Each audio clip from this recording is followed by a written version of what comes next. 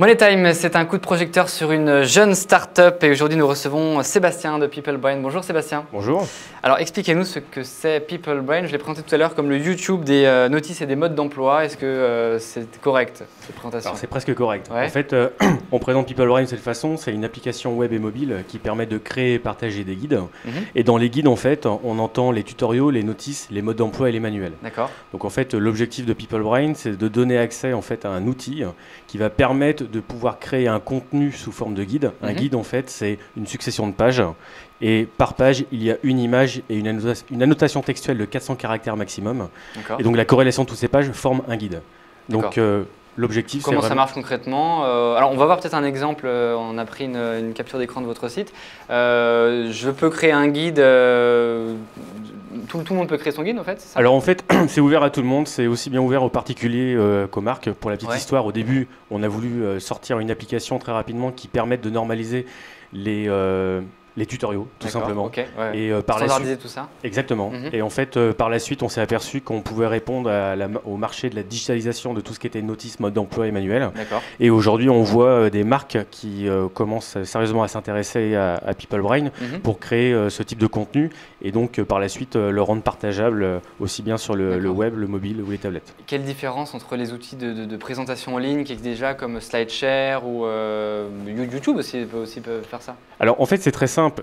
SlideShare, c'est une application qui permet d'importer, de normaliser et de partager une présentation déjà existante. Un PDF, un PowerPoint, ainsi de suite. Vous pouvez l'éditer, c'est ça? Voilà. La créer. PeopleBrain, en fait, il y a l'application, il y a l'éditeur en fait en ligne ou sur les applications mobiles pour créer le contenu très facilement et que Madame Michu ou quelqu'un qui n'a pas de connaissances particulières puisse très rapidement en fait créer ce type de contenu et par la suite il est normalisé et il est rendu partageable de la même façon en fait qu'une vidéo YouTube.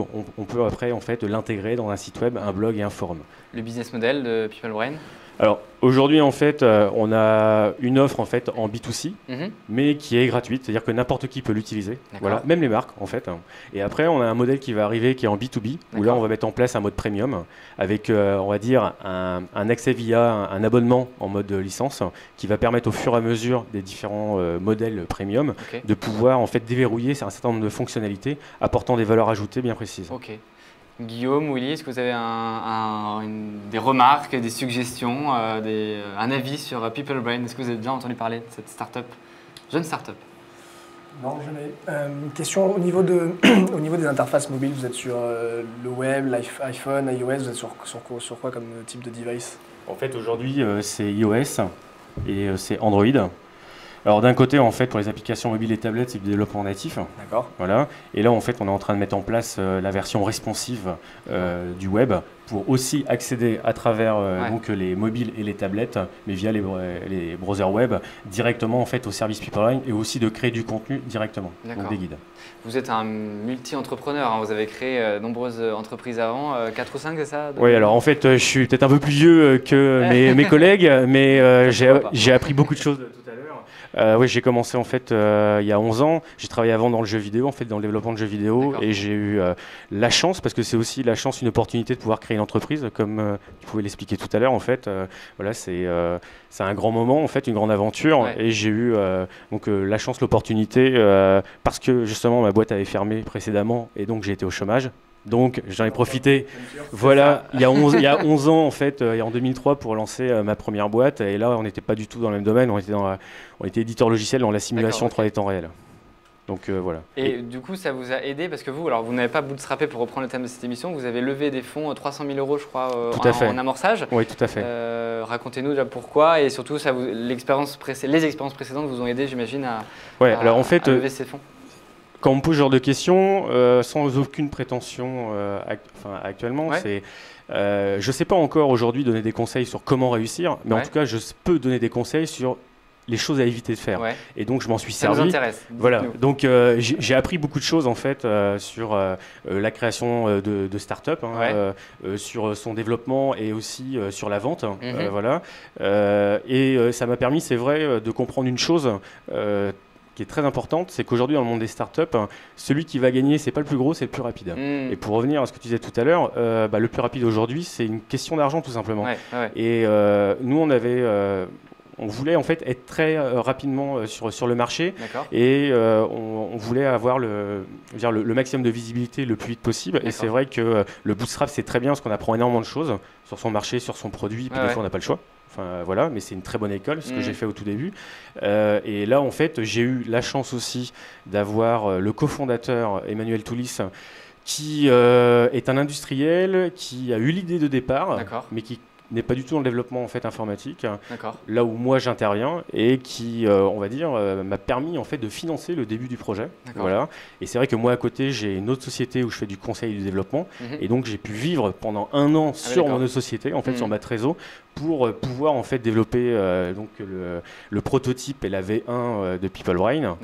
Et donc par la suite, arriver auprès de... Donc là, c'est des privés en fait. C'est autour de Business Angel de notre réseau. Et lever très rapidement en fait, en même pas 3 mois, c'est 300 000 €. Donc, tu as fait un mois de bootstrapping, 1 an de bootstrapping là-dessus. Voilà. Sauf que la différence, c'est que c'est vrai que à ce moment-là, j'avais la chance d'avoir le cofondateur, mon associé historique, qui pouvait financer une grosse partie du projet, et moi en fait, qui pouvait vivre sur ma trésorerie de mon autre société. Donc c'était un investissement qui est différent du vôtre, mais qui au final est à peu près le même, quoi. Dernière question pour conclure, qu'est-ce qu'on peut faire pour vous? Est-ce que vous recherchez à lever des fonds? Est-ce que vous cherchez à recruter? Qu'est-ce qu'on peut faire? Aujourd'hui, en fait, non, nous on cherche à acquérir la visibilité, parce qu'on peut avoir le meilleur produit du monde, si personne ne le connaît, personne n'utilisera. Donc en fait, voilà, on est à la recherche de prospects, de partenaires, on est très ouvert, on échange. C'est quoi la démarche là? Vous êtes dans quelle stratégie de communication? Les médias, je sais pas, le partenariat?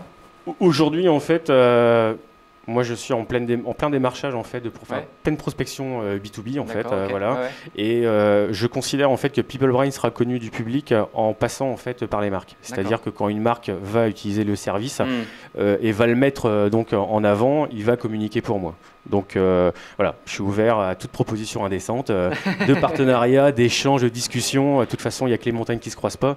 Et puis je pense que le monde des startups, c'est avant tout en fait un état d'esprit, et que voilà, c'est important en fait, l'esprit. Vous êtes sur Lille pour bien. Oui, tout à fait. On est basé sur Lille, dans un pôle qui est extraordinaire. Je ne sais pas si vous connaissez, qui s'appelle Euratechnologie. Voilà, donc les places sont chères, pas financièrement, mais en termes de sélection. Et on a eu la chance d'y être depuis le mois de janvier. D'accord, donc si on veut vous trouver à Euratechnologie à Lille. Merci Sébastien, bonne chance pour PeopleBrain. Merci Guillaume, merci Willy. À la prochaine.